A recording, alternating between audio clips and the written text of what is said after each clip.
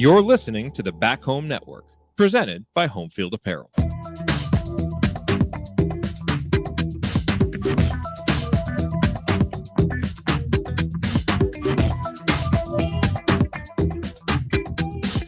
Welcome back to CrimsonCast. I'm Galen Clavia. This is the Bracket Racket. As we promised you, we were going to do a live video. Some of you are going to be joining us live. I think a lot more people are going to be joining us on tape delay. I will say this, if you're listening to this on the feed, a lot of it may not make a lot of sense without the visuals, so you may want to go check out our Twitch stream, which is at CrimsonCast Live. You can also check this out on YouTube. I'll post a link to the YouTube afterwards, just because a lot of what we're going to be talking about here today is kind of visual in nature. We're going to be talking through the bracket. We're going to be talking through the principles and procedures of the bracket. We invite your questions. If you're watching live or if you're listening to this afterwards, please feel free to comment on Twitter or comment on the YouTube channel, comment on Twitch. We can answer those questions at a later time. Before we get to the bulk of things, just a reminder that we are brought to you by Homefield Apparel. Homefield Apparel sponsoring the entire Back Home Network, and it's your place to go for the finest in college fashions, the softest fabrics, the coolest designs. I'm wearing the old UC Irvine hoodie as I do this podcast in honor of the Anteaters, who are in the mix this year for an automatic bid, not an at-large bid. But you can go get some Homefield goodness yourself. Use the code HOME, HOME, get 15% off your first order if you haven't been there yet, which I don't know where you've been if you haven't been there yet, but take advantage of that. Some great designs. They just had some really cool stuff from Providence and some other non-IU schools. They had a huge IU refresh earlier on. So check out homefieldapparel.com for your latest. All right, we're going to jump right into it. Good morning to Bryce. Good morning to Mark. Good morning to those of you who are watching live. Again, if you've got questions at any point, this is meant to be interactive. And happy to answer whatever questions you might have about what we're doing and how we're doing. And so ultimately, as we I need to mute something there. Sorry about that. As we go through this process, the goal is to try to give you a better understanding of how I approach the bracket, which is pretty similar to how I think a lot of other people approach the bracket. We're going to be utilizing a special piece of software. This is an Excel spreadsheet that a friend of mine, Chad Sherwood, has gradually designed and built over the course of time. And so what you're going to see is kind of an approximation of the software that the committee uses to try to place things. And I really think that it does a great job of showing you the different information sources that the committee is going to be looking at. I will answer specific questions about teams as we go along. We just had one from Timbo Slice regarding the Big Ten tournament and Indiana. So I'm going to hold off on that for a second because we will get to that when we talk about Indiana. But I'm going to go ahead and share for all of you what we are going to be looking at here. So hold on just 1 second as I get this up and running. Hold on 1 minute here. I need to get the screen set up properly. So hold up 1 second. Great radio here, obviously, folks. It looks like we've got a little bit of an issue with the sharing, so I'm going to switch to a different option, which should hopefully help with things here. Let's see. Let's go over to nope. Okay. So hold on 1 second. I'm going to have to this is a little embarrassing. I'm going to have to take a quick timeout, change a share setting, and then come right back. So just hold on 1 second. We will be right with you as this was an unexpected issue that has popped up. So hold on 1 second here. Let me, I might be able to do this without exiting and restarting, but I'm going to try first. All right. So first of all, let's just restart. Hold on 1 second. I'll be right back. I apologize for this. Give me 3 minutes and we will be right back with things.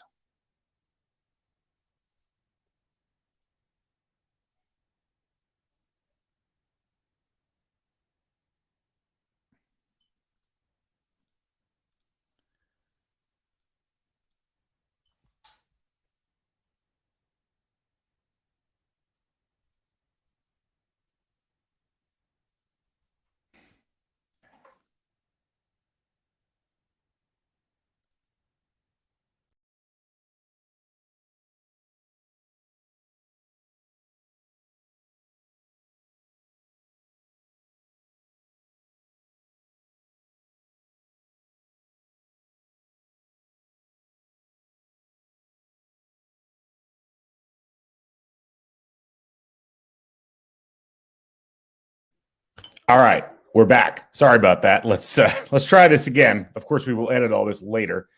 All right. So I believe, and I'm going to double check and make sure that this actually is feeding through on YouTube and Twitch before we go anywhere. Yes, we are good to go. Now, this is going to be a little bit of smaller type, and I apologize for that. But this should give you a pretty good sense of what I'm looking at as I try to put the bracket together. So what you see here is the NCAA tournament workbook.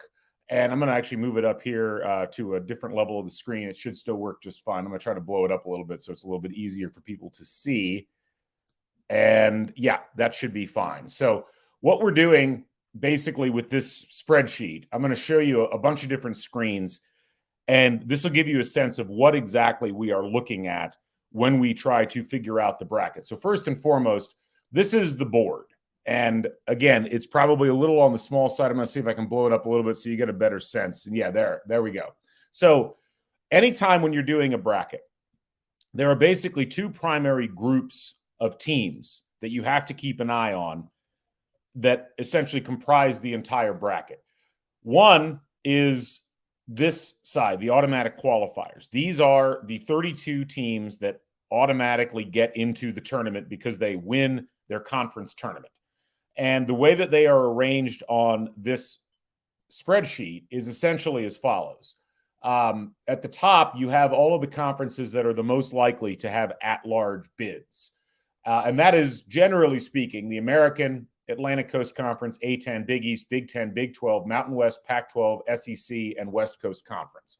Those are the teams that we see over and over again, generally getting, or the conferences that get multiple teams in.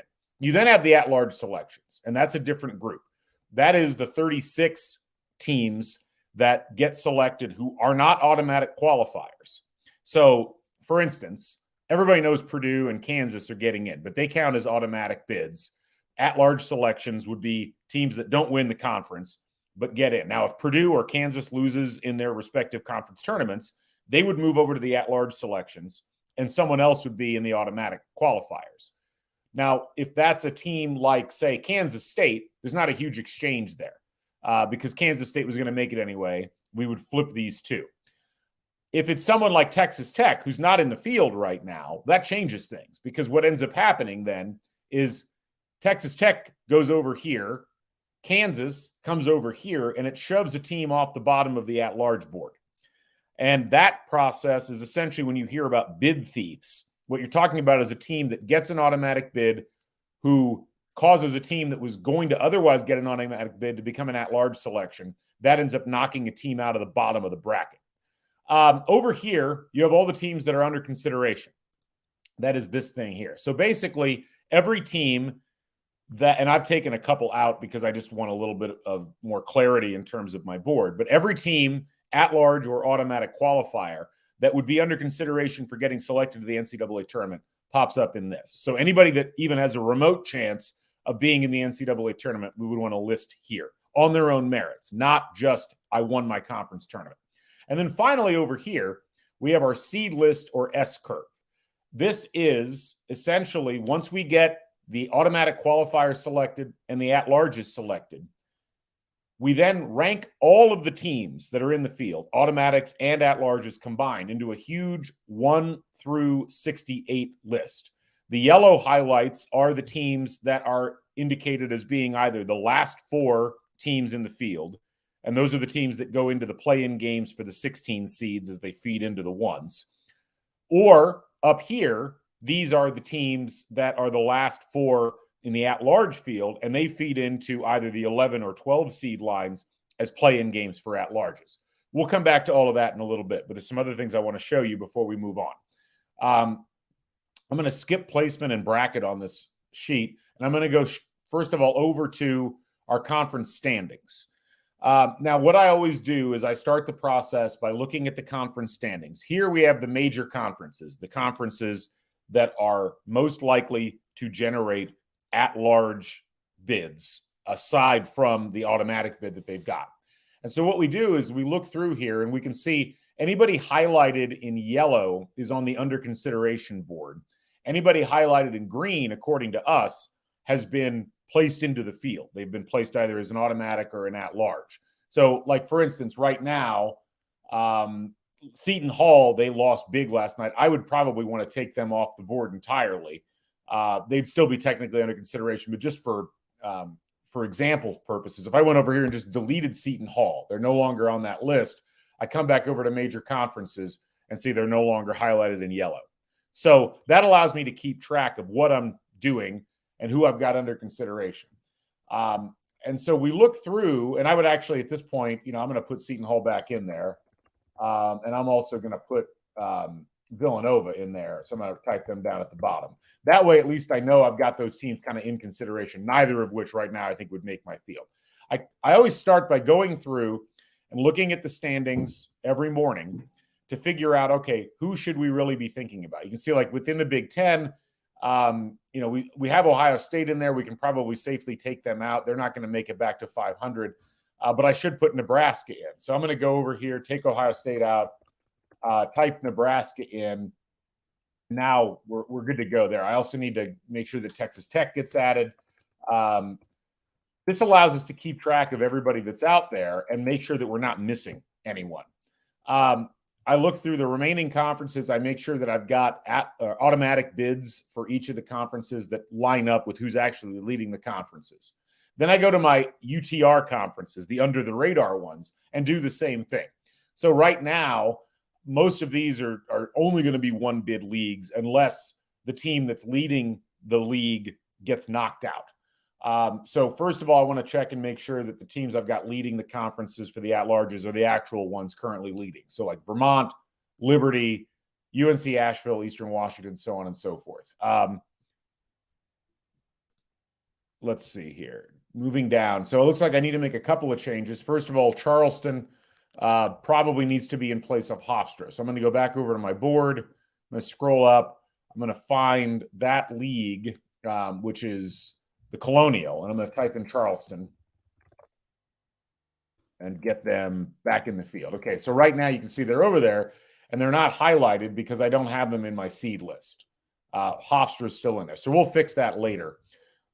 Any others that we need to look at? Florida Atlantic's good, Youngstown State, Iona, Yale, Toledo, Howard, Drake, Morehead State, Colgate. Looks like Northwestern State back in ahead of Texas A&M, Corpus Christi, at least for the moment. So I'm going to go ahead and do that as well. And then Southern Miss over Marshall. So that's another one. So we'll let's find, there we go. That's the Sun Belt. Let's get Southern Miss in there. All right. And then there's a couple of interesting things to note as we go through this process. One thing, hi, Corey, and hi, Karen. Good to see you both on the chat here. One of the things to note that's going to be interesting and probably going to confound some people is that in the Northeastern Conference, both Merrimack and Stonehill are ineligible to be in the NCAA tournament. So even though Fairleigh Dickinson is third in the league right now, they would be the automatic qualifier. And then that's unfortunate. It's just like this weird NCAA rule that keeps Merrimack and Stonehill from being able to be in the NCAA tournament until they go through a probationary period. It doesn't matter too much because all those teams are terrible according to all the power ratings, but that's why we've got the third place team in there instead of the first. Okay, so we've got all of our automatic qualifiers set, and we're pretty good on our at-larges. There's really nobody that's missing in the at-large pool right now, I think, that we need to worry about. So now the next step is let's figure out what our at-large teams are. Now, I've done a lot of work on this already. I've been updating a bracket pretty much every day. But this is essentially how it works. We know through looking at the standings of these various conferences who's in the lead. And so we take all those teams and put them over here. Then it's, can we get our at-large selections and can we order them? And the ordering becomes important because it makes it much easier to order what we're doing on our seed list. Because it's not necessarily just a straight, all the automatic qualifiers and then all the at-larges. The first part is really about who should be selected, and then it's about ordering. So looking at the at-large selections, there's some that are pretty obvious. Like Texas is, I think, very clearly of the at-large teams right now, the top overall team, followed by Arizona, followed by Baylor. I'm going to show you how and why I think that by going over to the team sheet page. Now, this is a bunch of information, and hopefully you can see it. I might blow it up a little bit more just to start with so you can see some of the individual elements. Okay, so let's take Texas. We're going to type them in here. And again, this is a sheet that my friend Chad, as part of the Hoops HD project, has created, and it really makes a lot of this process a lot easier. So let's look at Texas. These are all the information sources that we would want to draw from when it comes to looking at an individual team. So Texas right now, as you can see, we've got some of their basics. They are 22-6 overall. All of their wins and losses have come against D1 teams. That's important because some teams will play non-Division I teams. Those don't count towards being in the tournament. You can see they're 4-4 on the road. They're 2-1 on neutral sites. So they've got 6 wins away from home. That becomes important when we talk about how successful a team might be perceived as being away from home. They're 11-6 versus the board, the teams that are, according to me, expected to be in the NCAA tournament. Their net ranking is 9. We have the RPI in here for comparison. They'd be high on the RPI as well. Their overall strength of schedule is 10th, and their non-conference strength of schedule, the teams they chose to play, is 121st. Their resume ranking, KPI, it's a proprietary metric used to evaluate who you've played and how you've performed in those games. Very good numbers for Texas here. They're 5th. SOR is ESPN's version of that same statistic. They're 6th. JNG is the Joby Fortson nitty-gritty report, which is incredibly accurate at projecting the bracket. It takes a bunch of factors in terms of how the committee looks at your resume. They're 5th in that as well. You average those together, you're talking about a really strong team. We're talking about 5th overall right now in terms of resume evaluation. Then you've got your predictive statistics. BPI, which is ESPN's power index, they're 7th. Sagarin, they're 9th. KenPom, they're 9th. You average those out 8.3. And then what I love about this spreadsheet is that it helps, and this is something you should do even if you don't have access to this type of a spreadsheet. This balances their overall rating between their predictives and their resume. So why that's important is you'll see, and we'll look at this as we go further in, some teams have a really good resume in terms of what they've already accomplished. Some teams may not have that great of a resume, but they've got great predictives. Like the computers say that if you put this team up against most teams in the country, it'll actually win those games. So that's how all that works. And you got some other things here, just stylistic items like what their KenPom offense and defense is, what their tempo is related to the rest of the country, and how lucky the team is. Then you come down here and you look at, and we're going to keep it on net just because it's easiest. You can actually switch the ratings out so that you can do it by RPI, Pomeroy, strength of record, whatever. But we'll keep it on net for now. You look at Texas, and you find that Texas right now has 9 quad 1 victories. That's very good. That's among the best in the country. And you can see here what the current net rating of the teams that they've played and beaten or lost to is, when they played that team, where they played them. If it looks like this, they played them at home. If it looks like this, they played them on the road. And then if it looks like this Illinois game, they played them on a neutral site. What the score was, and then what the average net win for the team is overall and the average net loss, which is important because, as you'll see later, some teams are top-loaded in terms of, hey, the quality of this win was really good, but the overall depth of their wins wasn't that great. It also automatically separates into tiers. The tiers get confusing, and I don't like the way that the NCAA does the tiers, but just so you're all aware, a Tier 1 win at home means you won against the top 30 team in the net. A Tier 1 win on a neutral court means that you won against the top 50 team, and a Tier 1 win on the road means you won against the top 75 team. It's inverted for losses. If you lose to a top 30 team at home, that's a Tier 1 loss. If you lose to a top 50 team on a neutral floor, that's a Tier 1 loss. And if you lose to a top 75 team on the road, that's a Tier 1 loss. So Texas, very impressive. 9 Tier 1 wins, 3 Tier 2 wins, no losses outside of Tier 1. And even though, they have some kind of crappy Tier 4 wins down here, their overall average net win is 113. That's among the best that you're going to see. So that's how all of those metrics are utilized when we try to evaluate the quality of wins. One of the things that I think is important for people to understand is that you shouldn't just look at net wins. I see a lot of people out there say, well, they have, that team has 6 quad 1 wins, but you have to look at the actual teams that they've beaten. Now, Texas, one of the reasons that they are so impressive is that you look at all of their tier 1 wins, and they are all against teams that are going to be in the NCAA tournament. The only one that's even borderline right now, I would say, is West Virginia. Maybe Oklahoma State is borderline, but all of their wins, frankly, are against really, really good teams, and that makes them impressive. Even their tier 2s, I mean, Texas Tech could very well find their way into the NCAA tournament. They're absolutely in the equation. The only one that I'm not impressed by is the win at Oklahoma, but that is still a tough win. Alabama went to Oklahoma and lost by a huge number of points.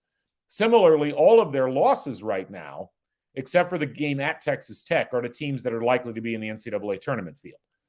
Now, where you have to really start doing some interesting things here is you have to look at things in comparison. So I mentioned, if we go back to our board real quick, right now I've got Texas first, I've got Arizona second in terms of my overall at-large ranking. So if I go back to the team sheet, I'm going to type in Arizona, and you can see how I arrived at that particular analysis, basically. So if we compare these two teams, there's some things that you could say for both teams that you would maybe rank them above another. So Arizona has more road and neutral wins. They have 9, 5 on the road, 4 on a neutral court, whereas Texas only has 6. Slight advantage, Arizona. If you look at the best win in terms of total net ranking, Arizona has 2 wins more impressive than any of Texas's wins. They've got a win over UCLA at home, and they've got a win over Tennessee also at home. Whereas Texas, their best win is at home against Gonzaga. Their second best win is at home against Baylor. But there's a greater depth of win quality when it comes to Arizona State. Even though they've got 3 really good neutral court wins, Creighton, San Diego State, Indiana, when you look at what Texas has done, they've got 2 road wins that are better than any of the road wins that Arizona's got. Plus, you have to factor in that even though Arizona, this is what I was talking about earlier, Arizona has 7 tier 1 wins, but 2 of them are Arizona State on the road, who, while Arizona State's pretty good, they're not really in the tournament conversation right now. And then Washington State's definitely not in the tournament conversation, and that's very much a borderline tier 1 win. If Washington State loses a couple more games, that might sink to a tier 2 as opposed to being a tier 1. Then you get down into Arizona's tier 2s, USC, very borderline tournament team, Oregon, very borderline, Utah probably not making it, Colorado definitely not making it, Cincinnati not making it as an at-large, Washington not making it, period. Where Arizona, has some advantages is that they've only got 4 total losses, and 2 of them are tier 1. But again, Oregon on the road, while that's still a good win, that's very much a borderline tournament team. Utah not making the tournament. Washington State at home is a pretty bad loss at home. It's a tier 2 loss against a team that's not making the field, and then, of course, losing at Stanford. Then you look overall, you can see that Texas's resume, both individually and on average, is slightly better than Arizona's. And predictive-wise, they're basically the same team. Texas a little bit better in BPI. Arizona's a little bit better in Sagarin. That's essentially how that works. So I look at that and I say to myself, well, between these 2 teams, I think I'm going to go with Texas as the slightly stronger team. I'm more impressed with the quality of their victories overall. And even though they have more losses, all of them are explainable. And frankly, all of their losses are better losses, in quotes, than Arizona's best loss at this point. So if we go back to the board, what we do is we basically go through and we look at all of these teams individually, and we try to make decisions about where they fall in relation to each other. So what I generally do at this point is, all right, I got Texas, I've got Arizona. Now let's plug Baylor in and see how they compare. So you can see Baylor is a bit of a mixed bag. Baylor has essentially the best win that we've seen so far, a neutral court win against UCLA.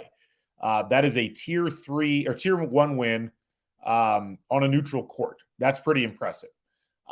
They've also beaten Kansas at home. They've beaten Gonzaga on a neutral floor. All that looks really good. So then we look at Arizona and we kind of compare the 2, and it's like, well, okay, Baylor's got they've got 2 less road and neutral court wins, but they have more wins against the board overall. They have a better strength of schedule. by a pretty significant margin. They're second in the country in strength of schedule. Their resume rankings are actually better than Arizona's at this point. Their predictives are slightly worse. So now we have to look at this and say to ourselves, all right, what are we more impressed by? A 20-8 Baylor team with that resume, or a 24-4 Arizona team with that resume? As I look at this, I think right now, overall, I'm more impressed with Baylor's resume. They've got a better average net win, and they've got a much better average net loss. Their average net loss is 16th, which is ridiculous. All of their losses, except for one, actually, we'll just say this, all their losses are in the top 30. And TCU at 26th is not that bad of a loss. And two of those losses are for very small margins, overtime by 2 and a 1-point loss. So I think I might actually flip these two and move Baylor ahead of Arizona. So I'm going to go ahead and do that. Move Baylor there and Arizona there. We had a question that came in from Andy. You may have missed this. Are you using tiers and quads interchangeably, or are they different? So it's a great question. I would tiers are quads. So like a quad 1 win is the same as a tier 1 win. And it's just kind of a nomenclature thing. So yes, they are the same thing. And it's just important to remember when you talk about tiers or quads, whatever the nomenclature ends up being, that they are separated not just by the number of the team, but where the game is played. That's a big, big important thing. It's also why for certain teams like Arizona, the difference between having 6 quad 1/tier 1 wins and 7 is whether or not Arizona State stays in the top 75. Because if they fall out of the top 75, suddenly that win on the road is a quad 2 or tier 2 victory. Hopefully that answers that. Sorry if that's a little bit confusing.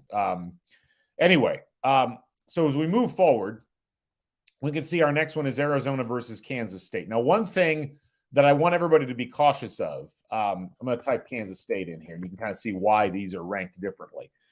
One of the issues that you run into with the quad system and with the net as a whole is that the net is an imprecise tool that can be gamed pretty easily by conferences in the way that they schedule. And we'll see that a lot as we get into the lower reaches of things, particularly with like the Mountain West, who went overboard with it this year. Because, like, for instance, the Big 12 scheduled a certain way, they are very much in a position where all of their games are against teams that are in quad 1, because all of their teams came into conference play having done enough to have a high net rating. And so you get a lot of kind of incestuousness here in terms of the rankings. Everybody, it's kind of like a rising tide lifts all boats. And by scheduling in a certain way, and you can kind of see it here with Kansas State versus even Arizona. The way that these teams scheduled against their opponents, the average net win and average net loss for Kansas State is higher than Arizona's, which means that every time a Big 12 school plays Kansas State, everybody's net rises. And so that's why I'm a little bit skeptical sometimes of conferences like the Big 12, who just look dominant in the quad system. And it's because they've set up their net in a very particular way according to scheduling. So if you look at the way that things worked out, what the Big 12 teams generally do is they will schedule lower level power conference teams from other conferences, like Kansas State scheduled Nebraska in November. They'll also schedule, or LSU is another good example of that, that they scheduled back in November. That was actually on a neutral site. They kind of got lucky in playing them. But they also don't schedule a lot of teams under 300 in the net. And you'd be surprised at how much scheduling teams under 300 in the net can hurt in terms of your overall net ranking as a conference. So that's why you see so many Big 12 teams up in the upper reaches of the net. It kind of means you have to take things with a little bit of a grain of salt. All those teams will likely get into the field. Are they all great? Are they all like really the top 25 in the country? Probably not. No. So you can't, like, when Texas Tech, who's, for a while was the last place team in the conference, is in the top 50 of the net, that's probably an indication that the net isn't giving us a completely accurate picture of what's going on in college basketball. Anyway, looking at these two teams, there's a clear drop-off in my eyes in the at-large pool between Arizona and Kansas State. And you can see, like, even though Kansas State's got a better average net win, they've got 3 fewer road and neutral wins. They've got a worse non-conference strength of schedule, even though the overall strength of schedule for Kansas State is much higher, again, because they play in the Big 12. And you can see their predictive ratings show that they are not as good of a team as Arizona. Understanding predictives is a complicated thing, but essentially, KenPom, Torvik, BPI, what they do is they look at what a team has done in terms of offensive and defensive efficiency, in terms of, in some cases, margin of victory, and they try to calculate how that team would do hypothetically in a matchup against another team. And so when we talk about predictives, what BPI or KenPom is really there for is saying, here's what Kansas State has done.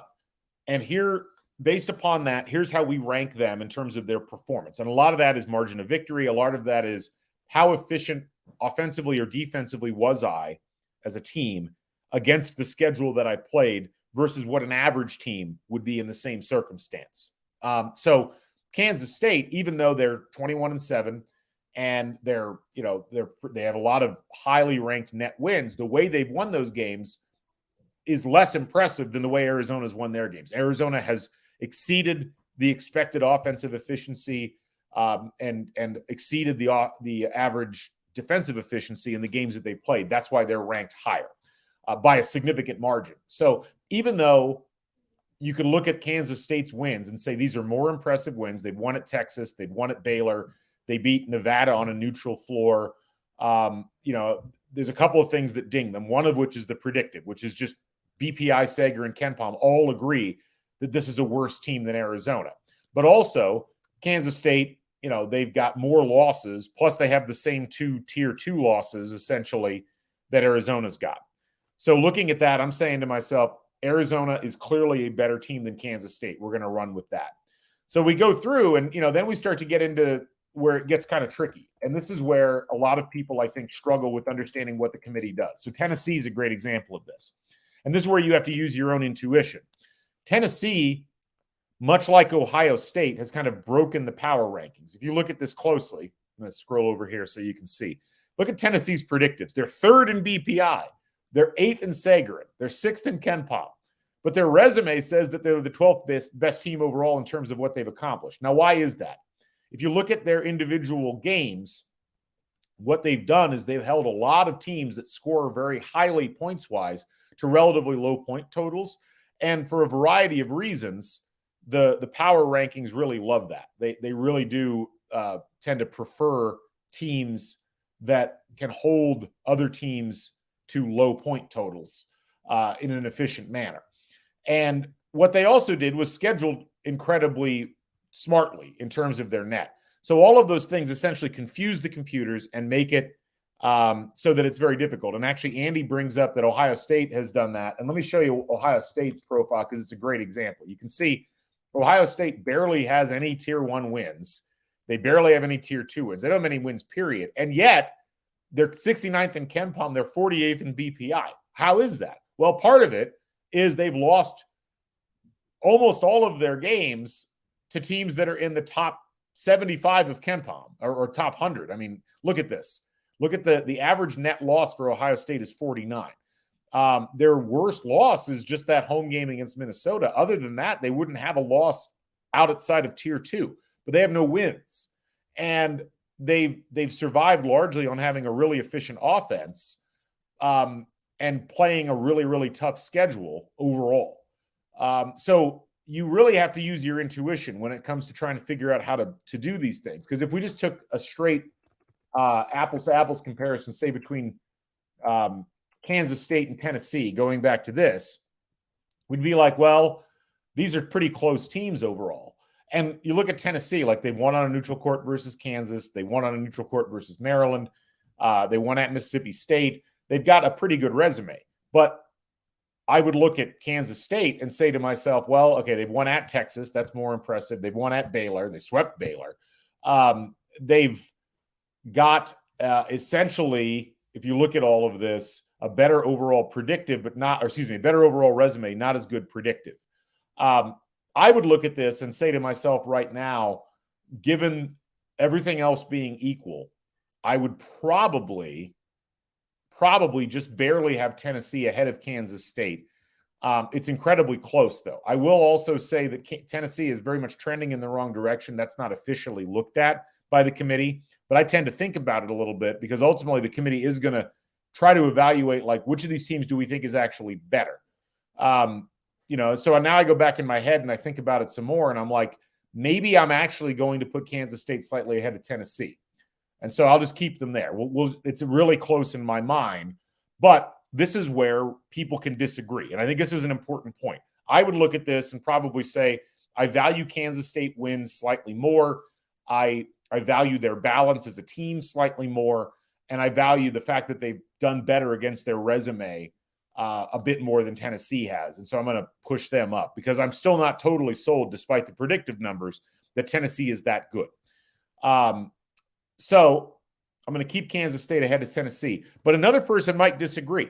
And this is where the process of doing this is not generally like it's not one person. It's not one man or one woman in a room making a decision. It's 12 people in a room voting.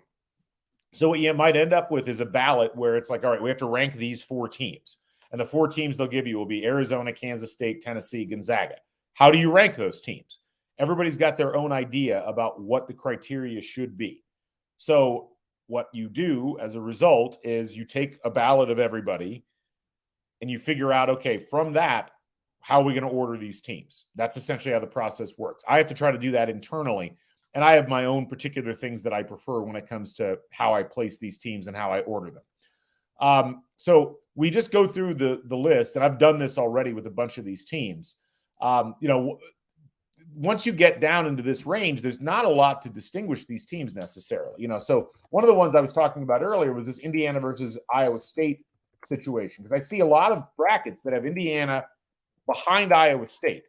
And I think some of that is an artifact of the committee having placed Iowa State ahead of Indiana in their bracket reveal last week. But when you look at the numbers, I don't know that necessarily plays out to the level that you would think. Now, Indiana's lost some quad 1 wins since we last looked at this because those wins have slipped ever so slightly into quad 2. Like Illinois, because they lost, is no longer in the top 30. Or actually, they beat Northwestern, but they didn't beat them quite as much as people thought they would. So that drops them down into quad 2. But they could easily bump back up again with a couple of wins. Same thing with Michigan State. Same thing with Rutgers. Rutgers has really gone into a bit of a tailspin. But Indiana's got 3 road quad 1 victories, and they've also got a victory over Purdue. They've got 5 wins overall in their non-home games, and they're 11-9 against the board.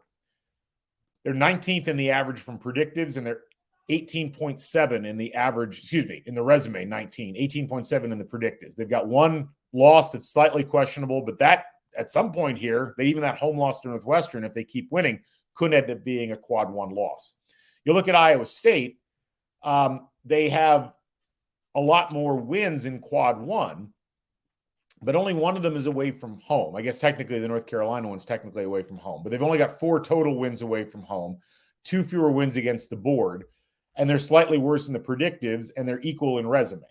So you look at this and you're like, well, again, in the confines of the NCAA tournament, where they're trying to pick not just the best teams, but who has a chance at doing something in the NCAA tournament, I look at these 2 and I say to myself, you see all the Indiana stuff behind me.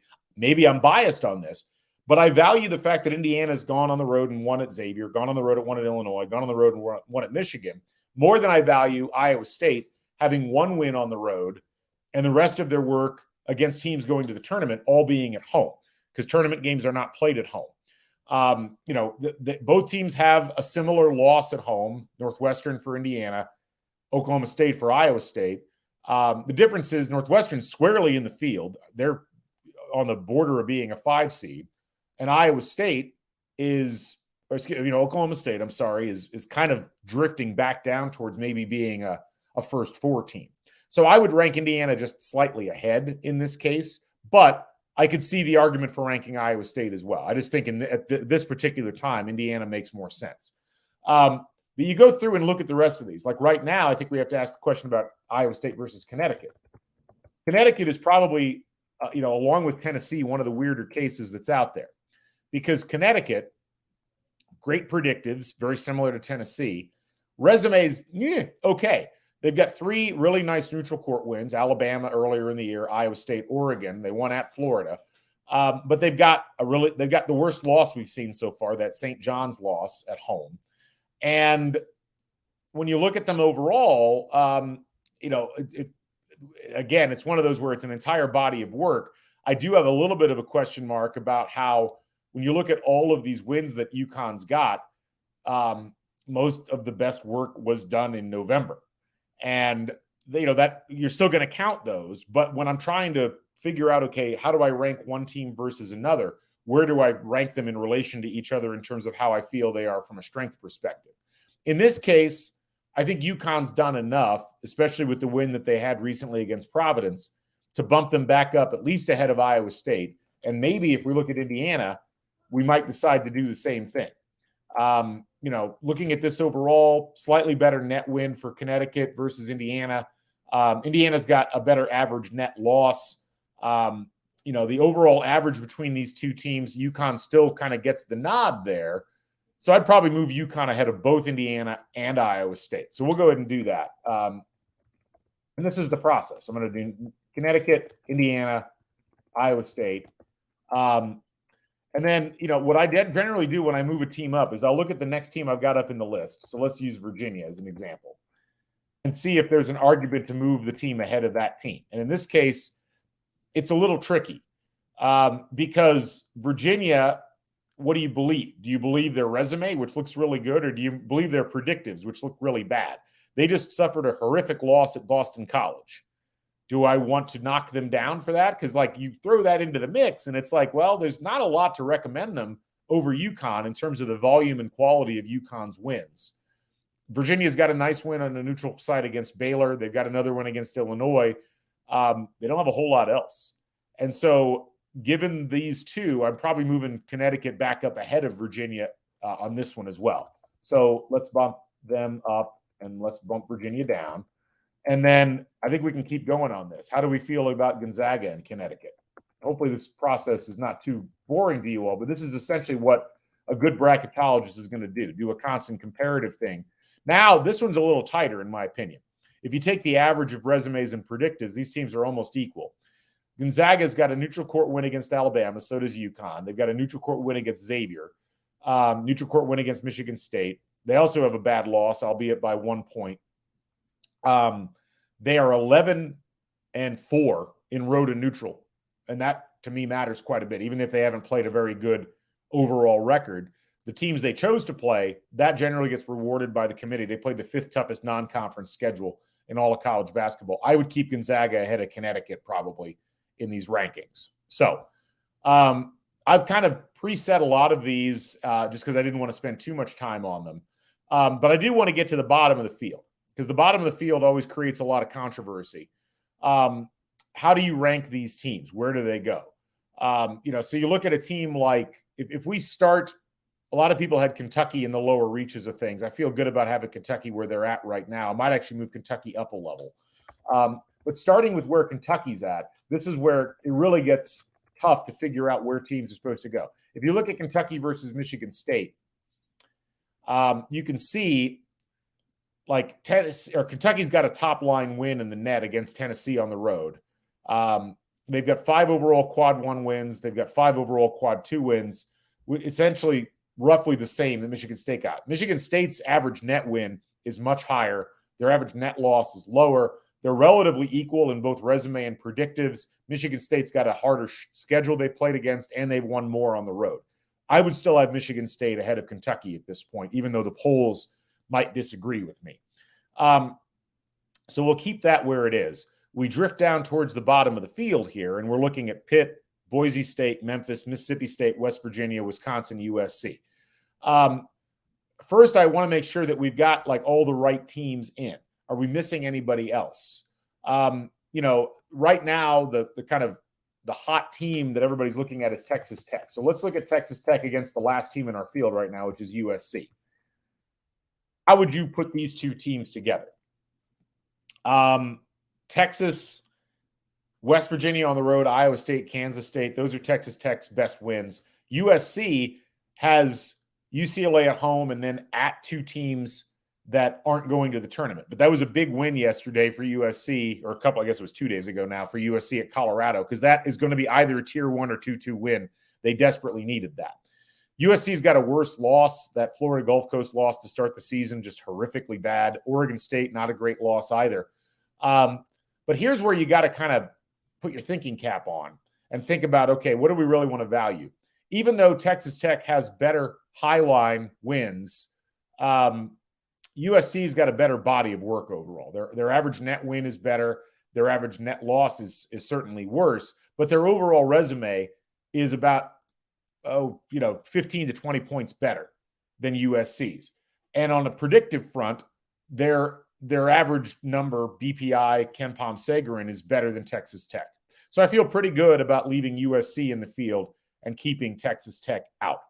And you could go through that and look at a bunch of other teams and try to figure out, but there's just not a lot down there. I mean, you look at the other teams that are competing. Let's pick a couple at random. I've heard Utah State get mentioned a lot.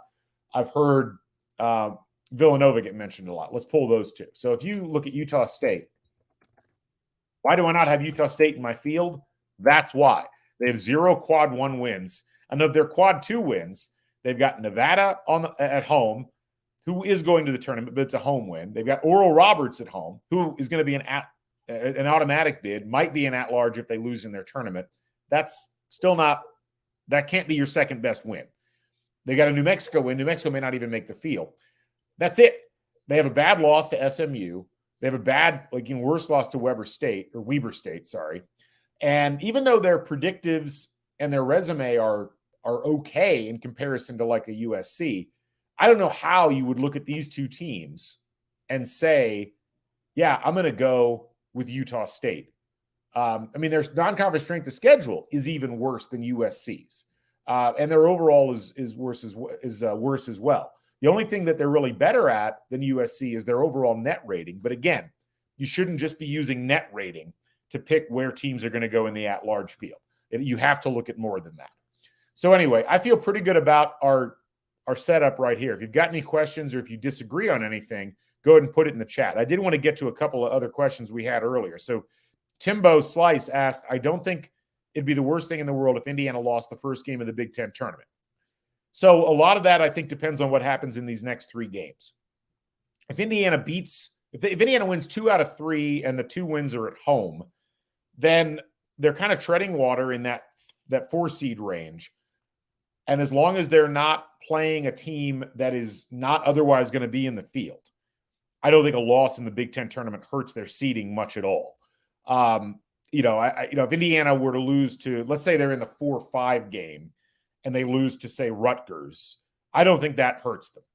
If they're in the 4-5 game, but instead of the 5, they played Nebraska as the 12, and Nebraska beats them, that could hurt them a little bit. Not a huge amount, but a little bit. But I think there is an argument to be made that this IU team is so worn out, they've played Trace Jackson Davis so much, that you maybe don't want to play a bunch of extra games in the Big Ten tournament, and that there's really not a meaningful difference between being a 4 seed and a 5 seed. You might even, honestly, looking at this field, might want to be a 6 seed instead of a 5 seed, depending on what your matchups are looking like. And we're going to get to that in just a second. But that's how I would approach that is, yes, I think to some degree, it's not going to hurt them too much. Now, I will say this. A lot of people have said the Big Ten tournament didn't help IU last year. And I said this on the previous Bracketology podcast. I think people misinterpreted where Indiana was last year. They had to win 2 games in the Big Ten tournament to even get into the field. I don't think it was a situation where the tournament selection committee disregarded those wins. I think it was where if Indiana hadn't gotten those 2 wins, they wouldn't have been even in the play-in game. So Indiana's in a much different spot this year. That's where I would say it probably doesn't matter too much what they do unless they lose the last 3 games or 2 out of the last 3. That's going to negatively impact their seeding. They'd need to show more at that point. Anyway, we need to come over to our seed list, and we need to reorder things a little bit. And this is where, again, you need to go back to the team sheets and try to figure out overall strength and quality. So right now I've got Alabama, followed by Kansas, followed by Houston, followed by Purdue. Why do I have them in that order? So if I go to Alabama and I go to Kansas, here's what we're looking at. Let me zoom in a little bit just so you can see a little bit better. So you've got an Alabama team who's right now second overall in resume and second in predictive. They've got 8 quad 1 wins, and you got a road win against Houston, a road win against Arkansas, a road win against Auburn. These are really good wins. They've got an additional 6 quad 2 wins, all really impressive there as well. Varying levels of quality. Obviously, South Alabama, you're not going to get too excited about that, but it still counts. And their losses are all away from home. They have 11 wins on road and neutral sites. They're 12-3 against the teams I've got on my board. And they have the 13th best strength of schedule. Everything about this team says this is a 1 seed and probably the number 1 overall. You look at Kansas, and they present a really interesting case overall because, again, a lot of people, I think, have a tendency to overemphasize certain things at the expense of everything else. So if you look at Kansas, so many quad 1 wins. I mean, what are we at now? 1, 2, 3, 4, 5, 6, 7, 8, 9, 10, 13 quad 1s, 3 quad 2s. That's really impressive. And almost all of them are against teams, actually, I think all of them except Texas Tech are against teams that are making the tournament. Some of that is the Big 12 padding its own self, but a lot of this is just a really impressive Kansas team. Alabama's got a better overall victory. They've really got 2 better overall victories, from my opinion, in terms of beating top 15 teams on the road, whereas Kansas's 2 best wins are at home. But you shouldn't discount TCU, West Virginia, Kentucky. Those are really good wins as well. I just look at these and I say, even though Kansas has got more wins against the board and they're better in terms of overall resume, if you take the predictives and you average them all out, they're not as good as Alabama. Alabama hasn't just proven it. They've also proven it in a way that looks like it will extrapolate better long term. That's why I've got them number 1. Why do I have Kansas number 2 on the overall seed list? It's because if you type in Houston, you look at Houston, you're like, I don't know. Houston's really impressive. They are the top predictive team. They have a great offense, a great defense. They have really gotten a stranglehold on almost every game they've played. Of the 2 losses they've got on the season, one was a 6-point loss and one of them was a 1-point loss. And, it's hard to dock a team for that. The problem for Houston is they just don't have that many great wins. St. Mary's on a neutral court, at Virginia, which was impressive, at Oregon, all right, at Central Florida, which could end up not even being a tier 1 win. So I would absolutely rank Kansas ahead. You look at the average net win, 77 for Kansas. That's the best in the country. Average net loss, 15. That's great. Average for Houston, much lower in both. Now, the big question here, though, is do you rank Houston ahead or behind of Purdue? So you look at Purdue, and again, Houston better in predictives, not quite as good in resume. Purdue's got a lot of really impressive wins. Gonzaga, even though it's not as impressive as I think people thought it was at the time, that's still an impressive win. At Michigan State's impressive. A lot of road and neutrals, just as many as Houston's got, and a much better record against the board overall, a much better strength of schedule. I would put Purdue ahead of Houston at this point. So I'm actually going to move Purdue ahead of Houston. Now, will the committee actually do that? I don't actually know at this point. As of right now, I would actually hope that they would put Purdue ahead of Houston, because I think even though Houston is better in terms of their computer rankings, Purdue has proven more over the course of the season. I would still rank Houston ahead of Texas, because I do think some credit has to be given to a team that's 26-2, that's essentially won a bunch of games very, very impressively. So I would keep them in that spot. But now we can start to make some adaptations to our seed list from where it was before. Now, the next question we have is like, all right, how does UCLA fit into the mix? Remember, they're an automatic. We didn't have them in the field before, in our at-large field, but we had them in the automatics. So we haven't really looked at their resume. So we know we've got Houston, Texas, Arizona, UCLA, Baylor. We know we've got our at-large bids at Texas, Baylor, Arizona is our order. So let's start with looking at Texas versus, well, we already looked at Texas, Baylor. We decided that Texas was better than Baylor. So let's look at Texas, UCLA. So I'll type UCLA here, Texas here. Nope, not Texas Southern. You want to talk about a bad resume. Wow. Okay. What do we got going here? So Texas, better in terms of the total number of quad 1 wins. UCLA, a much greater volume of quad 1 and 2. UCLA 9-4 in road and neutral. Texas is 6-5. UCLA, not quite as good in terms of strength of schedule. Texas has done better overall in terms of their resume, although not significantly so. And UCLA looks better in predictives. Best wins, Texas's best 3 wins came at home, but their 4th best win is probably better than UCLA's best win. But UCLA's got a greater volume of wins, even though a lot of them aren't against teams going into the NCAA tournament. This is a tough one. Again, UCLA's almost certainly right now projected to win the Pac-12 outright. That will count for something in the eyes of the committee. Texas is, probably not going to win the Big 12. They could, but they've got a tough road. They got to go to Baylor. They got to go to TCU, go to Kansas. Now, that doesn't matter for what we're doing right now, but I always try to think about, who is the team that's actually leading the conference? They will get a little bit of credit from the committee generally for that, unless other aspects of their resume make it so that they're not as impressive. So UCLA right now, I think, would get a slight bump over Texas, not just because they're leading the Pac-12 outright, but also because their predictives make them look really good. And it's largely because they have a really awesome defense, second best in the country in efficiency, but they've also got a really good offense, 22nd in the country. So I think overall the committee is going to look at this and say, you know what, UCLA actually is the 5th best team in the country. We'll put them there. We'll put Texas right below them, which means Texas is 6th now on the S curve. We'll put Baylor below them, so they're 7th. And we'll put Arizona down there at 8th. We keep Kansas State where they're at. What about Marquette? So let's do Kansas State and Marquette. Okay. You look at these 2 teams. Interesting. Marquette 22-6, 8-5 on the road, or in road and neutral. Kansas State 6-6 road and neutral, 21-7 overall. Marquette looks much better in predictives.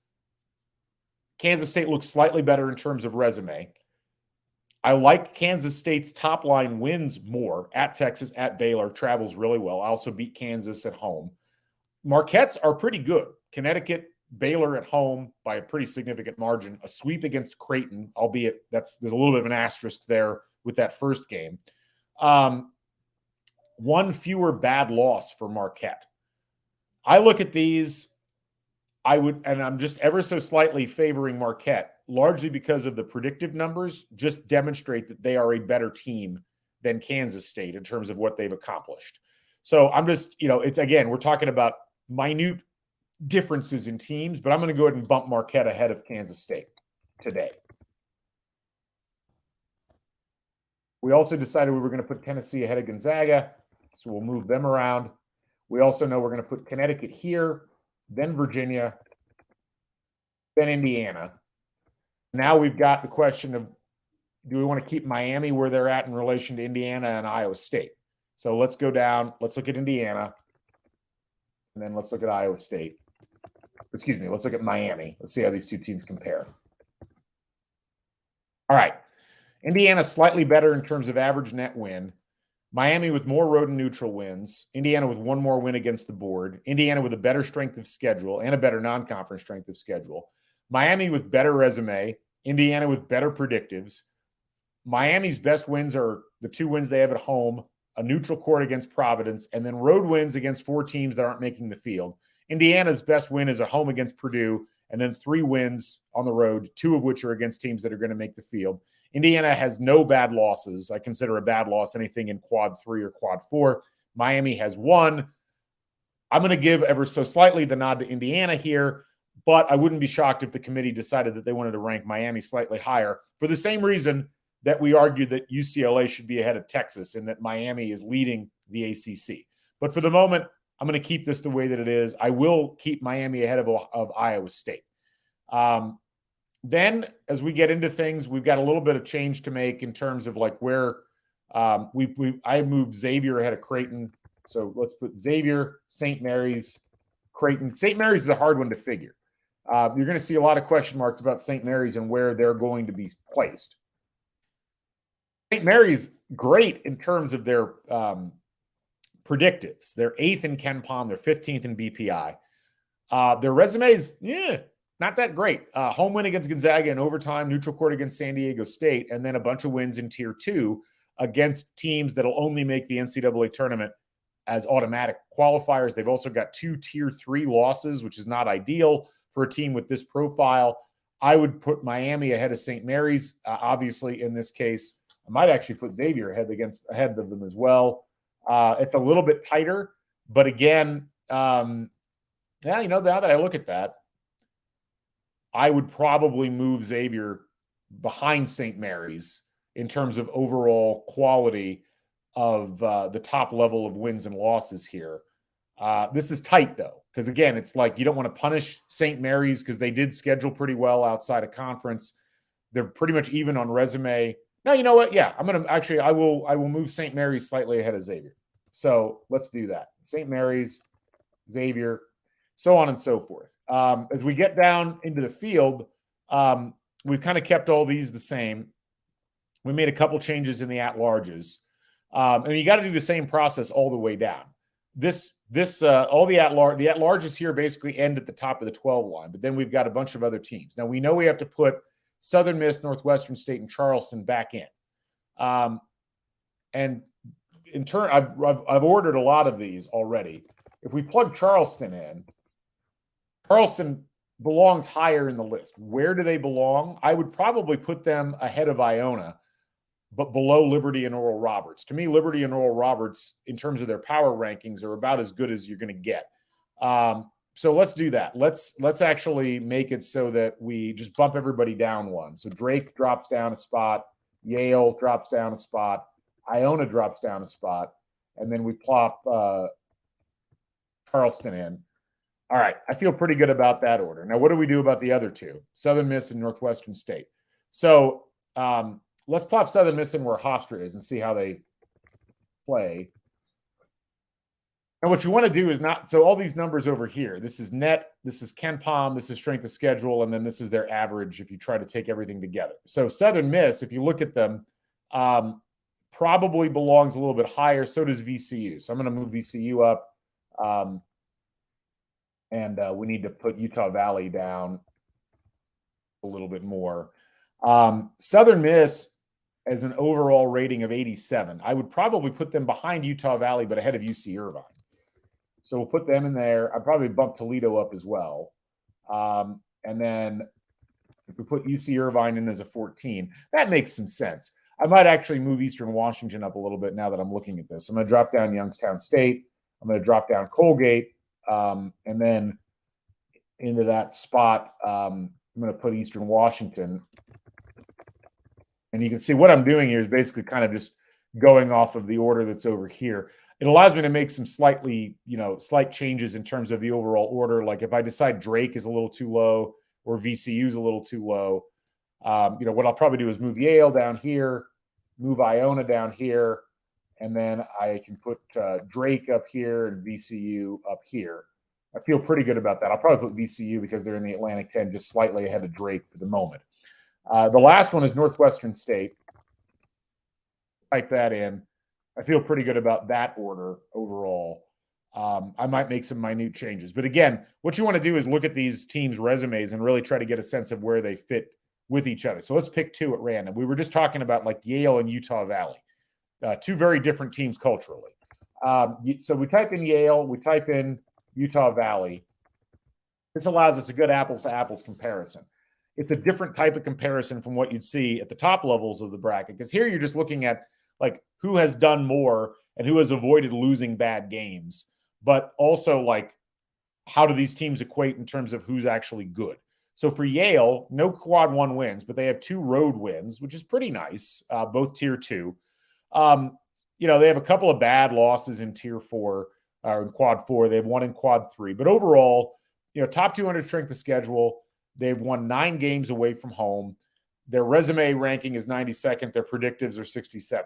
Utah Valley is like the inverse. Their resume is much better, but their predictives are worse. They have a nice road win at Oregon. And then they have 4 other wins in quad 2.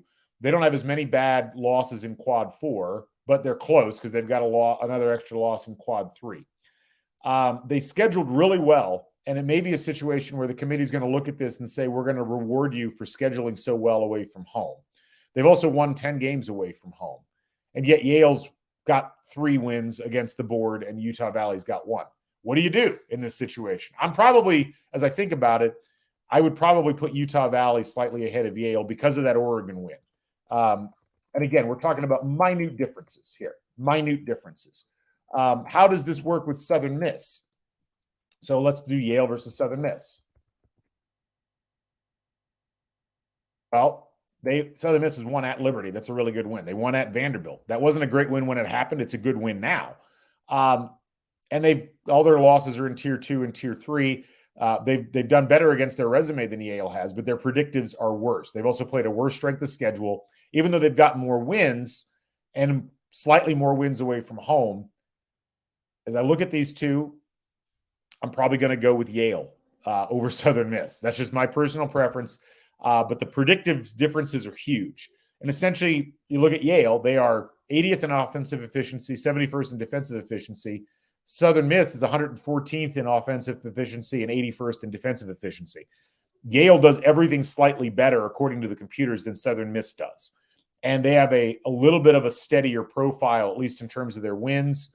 As I look across this, though, the more I think about it, no, I'm going to switch it because, this is where it gets tough. I'll probably put Southern Miss ahead of Yale just because of the volume of victories, but I'm going to probably hate myself and change that back later. So I'm going to go ahead and move them. So now Yale, in our order, becomes the top 14 seed and Southern Miss becomes the bottom 15 seed. That's how that process goes. All right. So we've got our field ordered in the way that we want it to be ordered. I feel good about our seed list. And what I would normally do if I was building this from scratch was I would be going through and team sheeting each of these, trying to figure out how they all fit together. But I like how this looks right now. I feel good about our 1 line. I feel good about our 2 line, which is these teams here. I feel good about the way the 3s have lined up. And I feel like overall, this captures pretty well.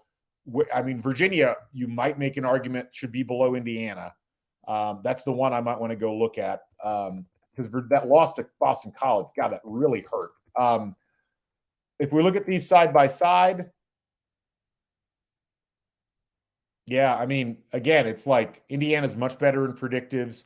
Virginia's slightly better in resume. Virginia's got a better, top victory. But I like Indiana slightly better here, I think. Even though Virginia's lost fewer games, Indiana's overall resume, I think, is just slightly more impressive. But again, you're talking about 1 spot. I'm going to go ahead and move Indiana ahead of Virginia. And then I might take one last look at Virginia versus Miami. When they talk about trying to scrub these things and figure out what's going on, this is part of the process. You really want to get in and get granular. Here, okay, you look at this and it's like, well, these teams are very, very similar to each other. You try not to look too much at head-to-head. So even though Miami has beaten Virginia at home, A, that's a home win, and B, when you're comparing these two, you really need to be taking the overall resume. But I think I like Miami slightly more than Virginia here. And I wouldn't have said that before the loss to Boston College. So let's move that. So now Miami becomes our 3rd, 4th seed, and Virginia becomes our 4th one. John Stalica, one of the Hoops HD crew. How you doing, John? Probably late to the party. You're not late to the party on this. Where would Villanova hypothetically rank if they steal the Big East auto bid? Great question. Let's look at Villanova. So here's their overall resume. Right now, they're 14-14. They're 8-9 in conference. They've got 1 quad 1 win at Xavier, and that just happened. They got 1 quad 2 win, and then they've got a bunch of nothing. Not a great resume. A lot of great losses, but great losses don't get you into the tournament. So here we have to kind of divine what would happen. So Villanova's got 3 games left. Creighton at home, at Seton Hall, UConn at home. They could win all 3 of those. That would actually make them 11-9 in conference. Probably would lift their overall net to somewhere in the low 60s, or the high 60s, low 70s, would probably get their predictives up into the 50s. I think if Villanova were to then go and win in the Big East tournament, they would probably have to beat a 2 or a 3 seed in the Big East tournament and then probably the 1 seed in the Big East tournament. They're going to be playing a bunch of tournament teams. If they won all of those, I think that Villanova could probably, at that point, you figure, let's say they win 2 of these last 3. They'd be 16-15. If they won 3 games in the Big East tournament, but I think it's how many they would play. It might be 4, 3 or 4. You'd be talking about either a 19-15 or a 20-15 record. That would be, I'm guessing, probably an 8 or a 9 seed, as weird as that sounds. And I that it's hard to get your head wrapped around that for a team like this that isn't in the field. But let's just say Villanova was under consideration as an at-large. I would probably put them somewhere in the 13 range right now. I think they would compare relatively favorably in terms of what they've done to a Drake or an Iona or a Utah Valley. The only thing that they would be lacking would be the total number of wins. But if they get to 19 or 20 wins by winning the Big East tournament, that boosts their resume considerably because now they've got some quad 1 or quad 2 wins to throw into the mix. So I think top end would be 8 or 9. We've seen the tournament selection committee way overrate teams that go on runs. UConn, that year that they won the national title, ended up being a good move by the committee, but that team went from being clearly like squarely a bubble team to I think a 3 seed because they won 4 games in 4 days in the Big East tournament. So that's where it's hard to really predict, but I think Villanova, given their current scenario, provided they win a couple of games in the regular season the rest of the way, would probably be somewhere between an 8 and a 10 seed if they got into the tournament. So good question. All right. So we've done all of this. We're not done yet. Now we have to take these teams and put them in the field. And we get to our placement board. I'm going to clear this out because I want to start from scratch with this. I'm going to blow it up so everybody can see how this process works. All right. So I tell you, before I get to that, I'm going to do a quick tweet. And I want everybody to know that we are about to get this field actually placed.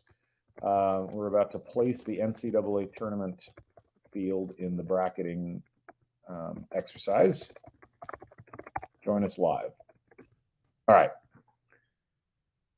So just tweeted that out. Hopefully people get a chance to check this out. All right. So we are still sharing, and we are about to dive into putting things in place. Before we get to that, Andy had a question. Are there any historical one big leagues who have a team that could get an at-large should they fail to win the conference tournament? This is a good question. Stefan asked me this question the other day. So when you look at the under-the-radar conferences, I'm going to click over to that. You can kind of see who all is out there. The teams that might, I emphasize might, get a chance at an at-large if they're able to, if their top team gets knocked off.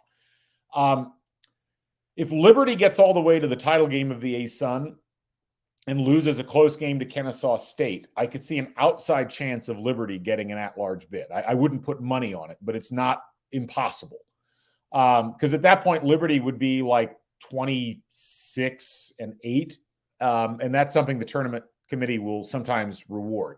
Charleston's a really interesting case because Charleston's been ranked recently. I'm not a big fan of Charleston's resume, because if you look at Charleston, they have no quad 1 wins, and their best win in quad 2 is against the Virginia Tech team that's not making the tournament. But they've only lost 3 games. They're 26-3 right now. They're gonna be 27-3 against Division I competition because they're gonna beat Stony Brook. And if they get to 29 or 30 wins and aren't the automatic, I wouldn't be shocked if they got into the tournament field as an at-large, as like a 12 seed. I don't think they should, but it's possible. Conference USA is another one. If FAU gets all the way to the title game and then loses to North Texas or UAB, I would actually expect Florida Atlantic to get an at-large. Right now, I've got them at about a 10 seed. And even though, again, their resume probably doesn't necessarily justify that, realistically, when a team is 23-3 against Division I and loses to like a top 50 KenPom team in their title game, a lot of times they'll get the benefit of the doubt. It's a little bit tricky with both Florida Atlantic and Charleston just because they have so few good wins. I mean, if you look at Florida Atlantic, it's not as bad as Charleston because they beat North Texas on the road. They beat Florida on the road. I think they have a better argument than Charleston does. And also their OAR, their average rating of resume and predicted, is 36. Like that's a tournament resume. So unless they lose to an outside of quad 1/2 team. And remember, as long as they're, top 100, they're not going to be outside of quad 2. They would need probably to lose to UAB or to North Texas if this scenario was going to work. But I do see that as being a possibility. Outside of that, I mean, the only other one that maybe there's an outside shot at, maybe Drake, but I doubt it. I really doubt it with Drake. The other one that's really going to be a difficult one to figure out is Oral Roberts. And again, Oral Roberts kind of fits this profile that we're talking about, where they've got a huge number of wins, although 4 of them are against non-Division I competition. All their losses are good losses. And I could see the committee looking at this and saying, you had the 6th best non-conference strength of schedule in the entirety of college basketball. If Oral Roberts, again, got to the title game in the Summit League and lost that game, they might get consideration. But I think they'd have to lose to South Dakota State because that's the only team in the net that isn't a complete disaster. And even then, that would be a neutral court loss against probably a team that's like 150. So that'd be a tier, at best it'd be a tier 3 loss. And that might be too much for the committee to stomach. But that would be the other one that I would look at as a historical one-bid league that might be able to earn that large. So keep that one in mind. Anyway, all right, let's jump into placement. So as we get into placement, what we're talking about is a couple of different things at once. First of all, putting the teams in the field. And you can see that we've pre-populated our 1 seeds up at the top line. The first thing we need to do is put the 1 seed in a region. And this is where I'm going to have to blow this, or take this down a little bit so you can see the whole board. Okay, so if you look, sorry, let me get the zoom just right here. Okay, so if you look at the way that this sheet is set up, you can see all 68 teams that we selected down here. You got our top 4 seeds. We haven't even put them in regions yet. And then you got a bunch of color codes that we will hopefully not run into as we move forward. The first thing we'll look at is that it's got Alabama pre-selected, and it's telling us where Alabama should go for the most favorable geographic region. So for them, it's clearly the South. 360 miles from Alabama's campus to Louisville, and they are the natural that in terms of that region, because they're in the SEC. The SEC is a South region. So boom, we'll populate that. Alabama's now in the South. Now I'm going to go ahead and put them in a sub-region or a first and second round as well. And for Alabama, it's very easy. They would be in Birmingham, right down the street, 47 miles away. So we're going to put that in. You'll see what that does is it populates Birmingham for the 1 and 16 in that region, as well as the 8 and 9. We know those teams will be going and playing their first and second round games in Birmingham. We'll go back and fill those in as we move forward. But we want to get the top lines done first. Kansas becomes second. So Kansas is already selected down here. And you can see clearly Kansas City is the place to go. So we'll go and plop them in the Midwest. Where should Kansas go for their first and second round? Des Moines, 228 miles away, easily the most favorable geographic location. Okay, so now each of these sites is only selectable twice. So only 2 teams can be assigned the Birmingham first and second round sites before that is no longer available. Same with Des Moines, same with all the others. Purdue's third. Now, Purdue is, they would be the best choice for them geographically would be Louisville, but Louisville's already been taken by Alabama. So the second best choice would be Kansas City, also already taken. So Purdue ends up going east. We'll select the East region. They'll be playing in New York City if they make it that far. Where would they go in terms of first and second round games? They'd go to Columbus, 209 miles away. So we'll go ahead and select Columbus. That leaves Houston with our last location, West region. That was the only one that was still available. And Houston, as I was mentioning on the podcast last time around, doesn't really have an ideal first and second round site. Their closest by far is Birmingham, so we'll go ahead and plop them there. So now Birmingham, as you can see, is no longer available for teams to utilize in terms of getting into the field. As far as the first and second round sites are concerned. From this point forward, if you're a top 4 seed in any region, you're going to have to go to a different first and second round site. Now we start to get into the individual bracketing rules and how they affect where we place teams. This is a nice spread. We've got an SEC team in the South, a Big 12 team in the Midwest, a Big Ten team in the East, and a an American team in the West. So if we were following strict bracketing, and we're actually going to be able to do it this time because the regions work out, we would really like to have balance in the regions. We'd like to be able to put the worst 1 seed against the best 2 seed. But more important than that is we want to make sure that the 2 seeds are getting favorable geographic locations for regionals and also for first and second round. Now, it ends up working out here because we can fortunately take UCLA and just plop them right into the West region. That's great. So now you've got the worst 1 seed against the best 2 seed, and it's actually the best location geographically for UCLA to go. So they're in the Las Vegas region. We would plop them into Sacramento because that's only 353 miles away. All right. Now our next team, if we were following a straight S curve, we would just plop Texas in the East. But that isn't necessarily the best spot for Texas to go. The best spot for Texas to go is the Midwest, but we're not going to put them in the Midwest because we have to keep the top 3 teams in the Big 12, if we can, away from each other and put them in different regions. So we can't put them in the Midwest. Between New York City and Louisville, the better choice here is Louisville for Texas. It also doesn't break any bracketing rules. So we'll go ahead and put Texas into the South.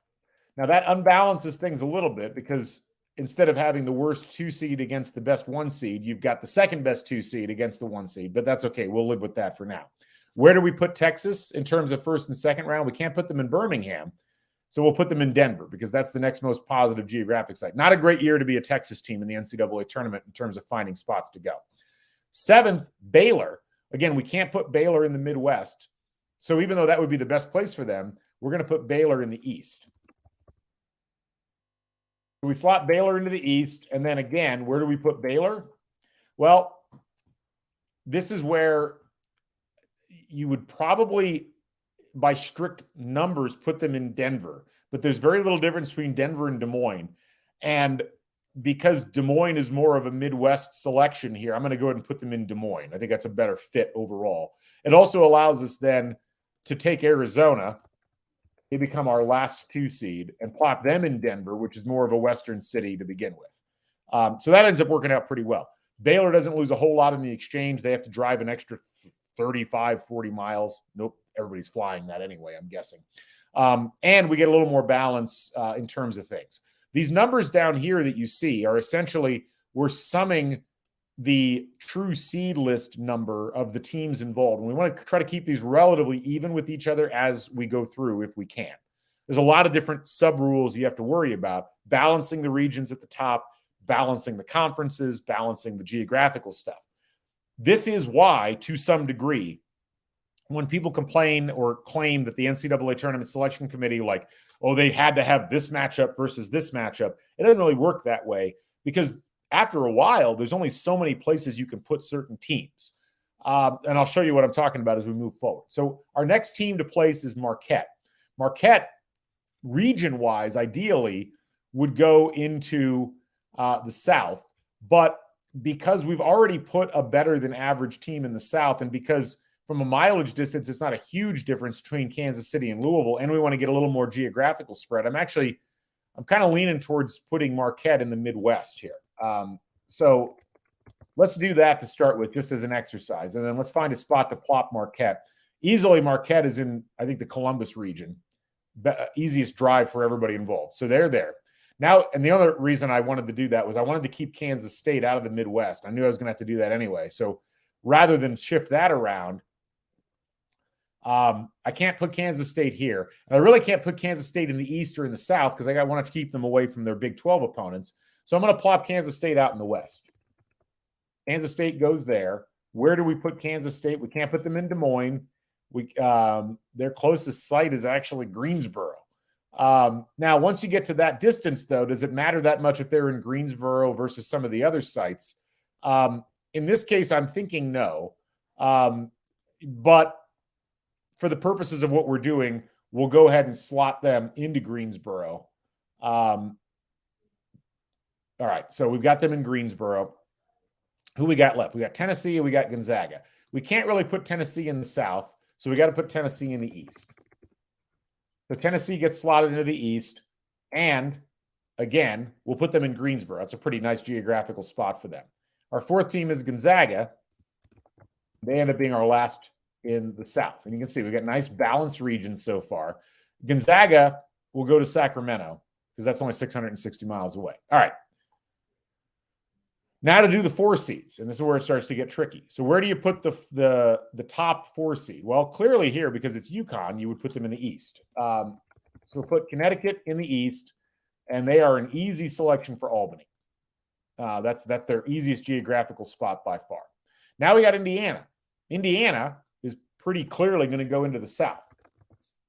So Indiana goes into the South, and Indiana, again, by mileage, I think it'd be slightly better if they went to Albany. But honestly, because Florida is basically Indiana South, and because there's not much of a difference from a driving perspective, I'm going to put them in Orlando. 15 seed is Miami. Miami's going to get the benefit of the geographical spread here, and they're the first ACC team that we've got. So we're just going to put them in the Midwest, and they get the other Orlando spot.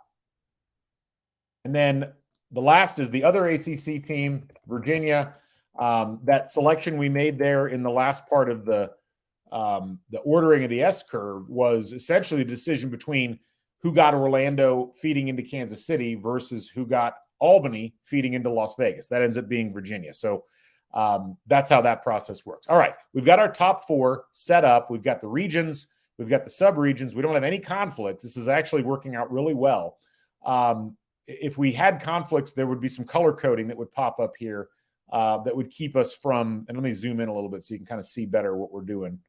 So for instance, just let me do a little example. If I were to have put Texas over here in the Midwest and who did I take out? Arizona over here.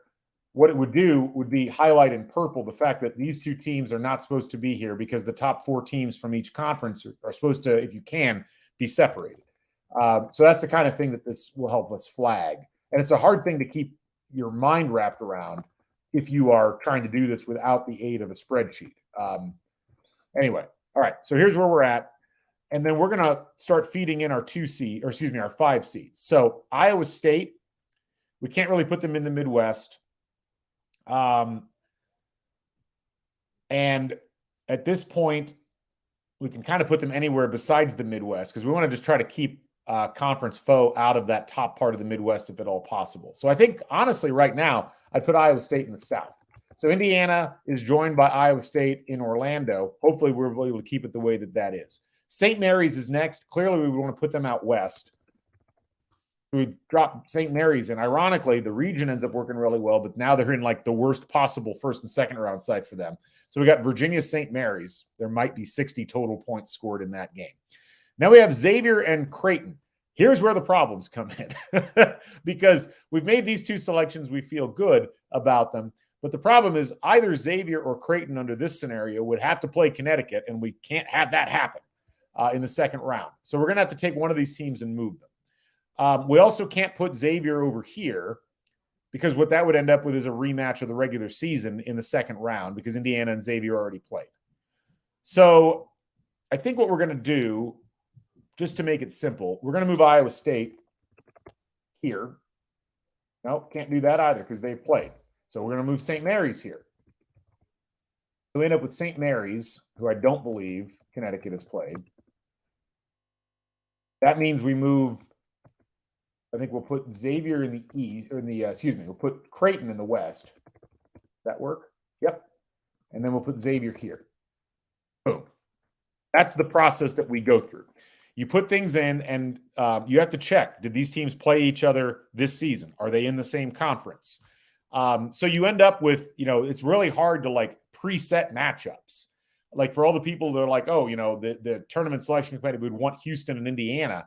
Well, they might be able to do that, but they might have to switch around a bunch of other things. And you're not going to have that sort of control necessarily because there's so many different factors. I mean, did you know that Connecticut and Iowa State had played this year already? Probably not. That's the kind of thing you got to think about. All right, let's go ahead and do the rest of these relatively quickly. So we got Northwestern. Where do we put Northwestern? Well, we've got a lot of different options. We would probably put them in the Midwest, A, because it's their natural region, and B, there's no other Big Ten teams right now in the Midwest. the Northwestern is our first 6 seed, plops into the Midwest. Arkansas, we can put in the South. We put Arkansas in the South. San Diego State almost certainly would go west. And then we got TCU. All right, that works. That does set up a potential Sweet 16 matchup between Baylor and TCU, but there's so many teams from the Big 12 that you're probably going to end up with that somewhere based upon how things are being seeded. All right, off to the 7 seeds. We can easily put Maryland into the East as the top 7 seed. That works out. Illinois, we could probably put over in the South. That makes sense for them. Nope, can't do that because they played Texas already. All right, so let's move on to our next one, which would be Duke. We can play Duke there. Let's put Illinois over here in the West then. Nope, can't do that either. So let's put Rutgers over there. That only leaves one spot for Illinois to go. And that's in the Midwest, and that ends up working. Again, you could have a 6-7 matchup in the Sweet 16 between Northwestern and Illinois. Highly doubt that's going to happen, but we'll see. All right, now we're off to the 8 seeds, and this is where it gets tricky because we're essentially potting right next to the 1 line. So we have to keep a bunch of things in mind. Texas A&M, we can't put in the South because that would be a second-round matchup against Alabama. Let's try putting them in the Midwest. That works. Iowa can't go to the East. We can probably put them in the South, though. That works. Auburn, I think we'll try putting in the East. See if that works. It does. And then Michigan State goes out west. All right. Now we've got Kentucky, North Carolina State, Providence, and Oklahoma State. Kentucky cannot go south. They can't go to the Midwest because of A&M. They can't go to the East because of because of Auburn. And they can't really go west. So this becomes a bit of an issue. What do we do here? So what we would probably do in this case is we'll flip. The reason they can't go west, just to show you why, is Michigan State and Kentucky played already this year. So the answer is let's put Iowa over here. And let's put Michigan State here. Oh, well, that didn't work either because those 2 teams have played with each other. So now you kind of end up with, all right, we gotta make some kind of an alteration. So I'm going to move Iowa back. I'm going to move Michigan State back here. I'm going to actually flop Auburn and Kentucky. So we're going to put Kentucky now up a seed line, and we'll put Auburn down here. That solves a lot of our issues, and only at the cost of Auburn essentially getting moved down 1 spot and Kentucky getting moved up 1 spot. That's essentially how that process would work. You're not going to generally see huge movement. They're going to try to keep things within the lines as much as possible. But that allowed us, with a minimum of fuss, to give matchups that avoid rematches, either conference-wise or head-to-head, before we get to the Sweet 16. North Carolina State is next. They're pretty easy to bracket. So let's try to put them in their natural region, which would be the East. That works, no problem. Providence, we have to put there. And then Oklahoma State has to go there. Why? Because Oklahoma State can't play Kansas in the second round. All right. No conflicts. We're good to go. Now we do the 10 line. Nevada, Florida, Atlantic, Missouri, and Pittsburgh. I'm going to try to put Nevada out west. That works. Florida, Atlantic, I want to put east. That works as well. And then we got Mizzou and Pitt. Let's try Mizzou in the south. That works. And then let's try Pitt in the Midwest. All right, no conflicts. That's awesome. Now, before we get to the 11 line, we have to think about the at-large, the play-in game for the at-large. So we've got 4 regions, and we have to think about where the play-in game feeds into. If you're an IU fan, you remember last year, everybody was upset because IU had to play in the play-in game in Dayton and then fly across country to Portland so that they could play in the NCAA tournament first-round game that was happening there. What we'll do here is not send a team to Sacramento. What are the other options for the 11 line? We have Columbus, which is a Friday, Sunday. We have Greensboro, which is a Friday, Sunday. And we have Greensboro, which is a Friday, Sunday. I'm going to send one of these teams to Greensboro. Let's make this the East. I'm going to change the play-in game over to the East 11. And then let's look at the one for the 12 line while we're at it. So our options are Albany and Orlando, essentially. Orlando's Thursday, Saturday. Albany's Friday, Sunday. Greensboro's already Friday, Sunday. We generally like to have a Thursday, Saturday. So I'm going to go with Orlando as our Thursday, Saturday. We'll plop this one in the South. Okay, so we'll move the play-in game over there.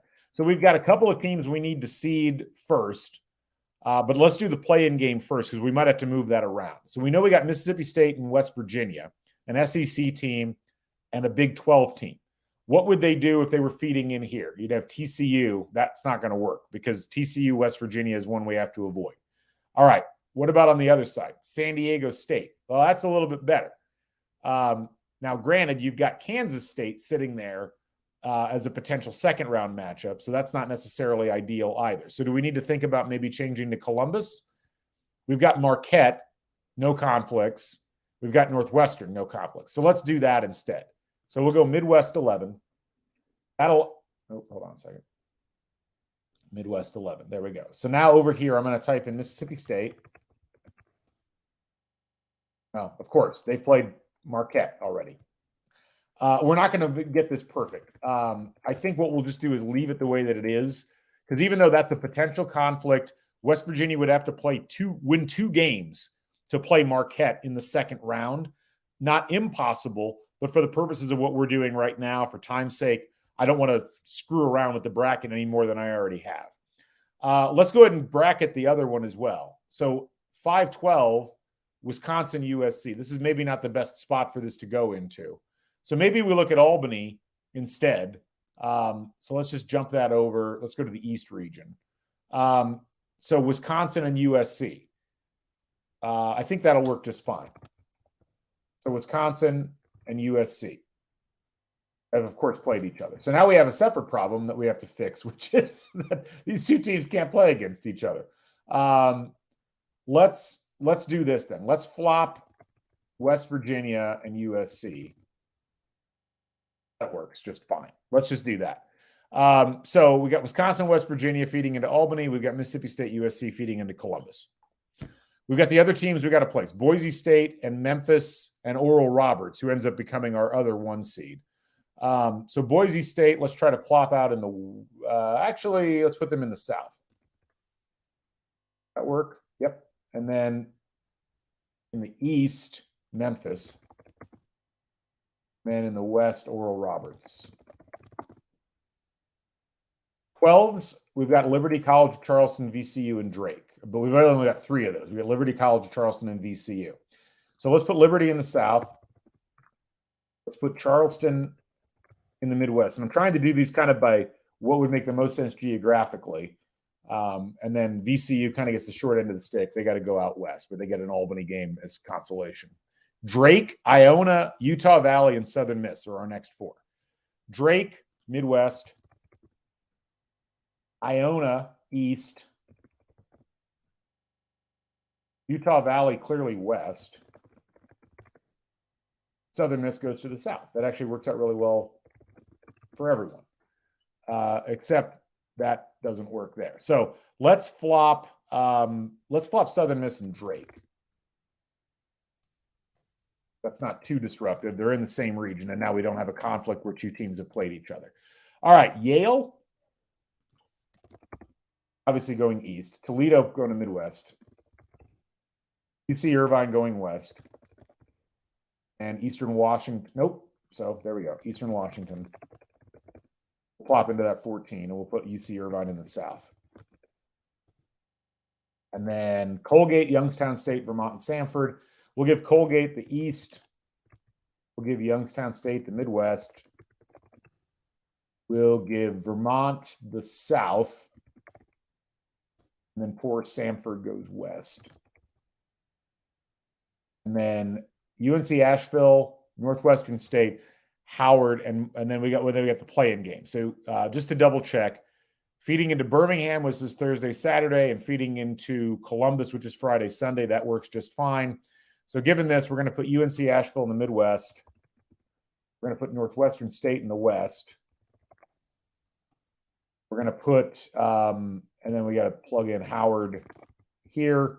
Morehead State. Nope, can't put Howard there because there's a conflict. So let's do Morehead State and Alcorn State, and then Howard and Fairleigh Dickinson.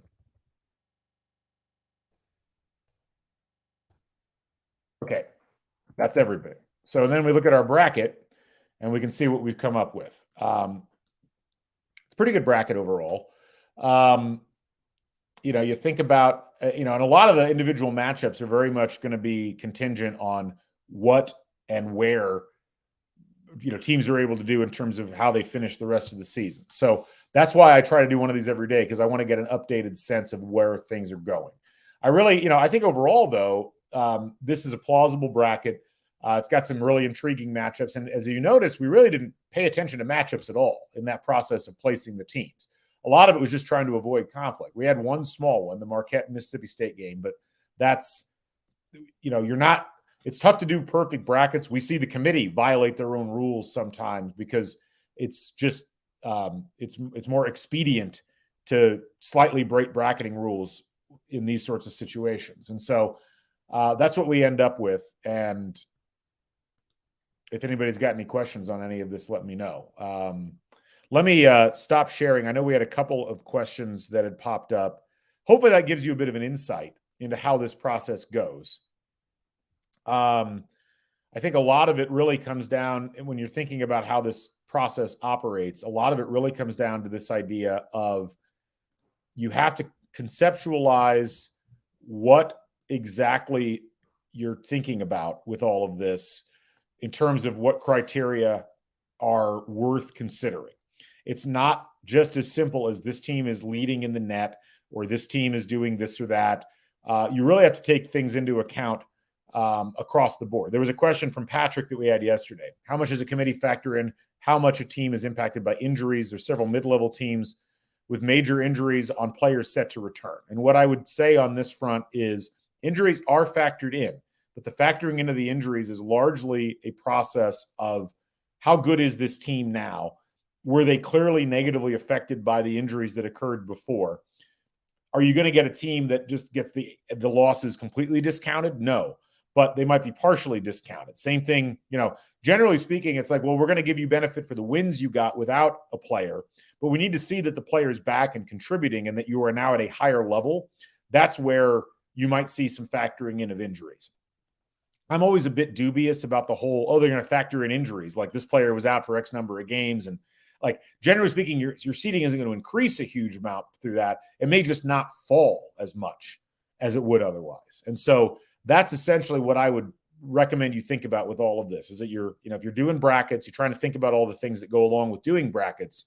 It's not just one thing, even injuries. And it's like, you have to take it as part of a whole.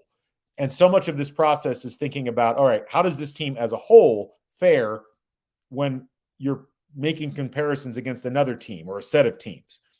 The way that the committee does it, it's not just one person, again, that's making these decisions. It's a group. And that's why you'll get decisions that don't necessarily make a lot of sense on paper. It's like, well, why was that team ranked ahead of that team? That's not consistent. But it's because the people in the room that are looking at the criteria and making their own judgments about what they think are important are voting on the ranking of teams and the placement of teams based upon those factors. When you get into the actual process of voting, you're going to get situations where one person might vote team X number 1 on an 8-team ballot. Another might vote that team 7th on an 8-team ballot. And so that team that somebody voted number 1 might actually be 3rd or 4th or 5th on the ballot. Does that mean that the committee was wrong? No, it just means that the way the committee ranked everybody, enough people felt strongly about a particular team's resume or aspects of it that they were slightly ahead of the other team or the other teams that were under consideration in that point. So again, it's not an all or nothing thing. It's not something where you only take one type of criteria. This is my biggest beef with people that do bracketology online, is that they get really wrapped up in like quad 1 wins. Like quad 1 wins are fine. They're an interesting categorical tool. But if you're not looking at who the teams are that they beat in the quads, are they going to the tournament? Was this just a statistical artifact of, hey, we beat the worst team in our conference, but our conference is really good in the net, so therefore it counts as a higher level win than it should? That's what you have to look at. You have to look at road and neutral wins. You have to look at strength of schedule. You have to look at predictives as well as resume and try to factor all those things in. So as if you're interested in doing this or you just want to understand how the process works more, just understand that these are the factors that the committee is looking at and thinking about and voting on.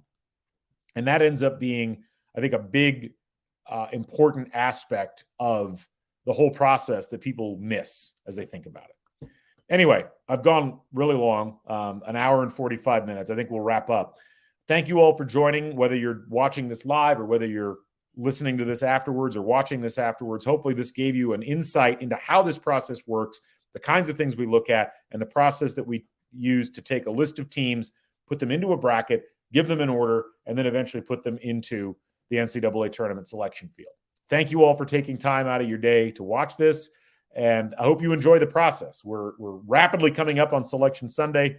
These next couple of weeks with conference tournaments starting, in my opinion, are among the best of the entire sports calendar, so hopefully you enjoy them as much as I do. Thanks for joining us here on the Bracket Racket. I'm Galen Clavio. We'll catch you folks on the flip side. Thanks to our folks at Home Field Apparel for sponsoring us and all the folks at the Back Home Network. Be sure to catch, if you're an IU fan, Assembly Call post-game show after the game today versus Purdue. Also, be sure to check out our whole suite of shows at CrimsonCast. We've got the CrimsonCast women's basketball show with Amanda Foster, the women finishing off their season against Iowa. They've won the outright Big Ten title. Now they're playing for ensuring the seeding that they've earned over the course of the season. You can also catch me and Scott on CrimsonCast as we talk about the men's basketball team. We'll be recapping what happened in the Purdue game and so on and so forth. We'll also have more bracket rackets moving forward to keep you updated on what's going on in the tournament selection process. I'm Galen Clavio. We'll catch you folks on the flip side. So long, everybody.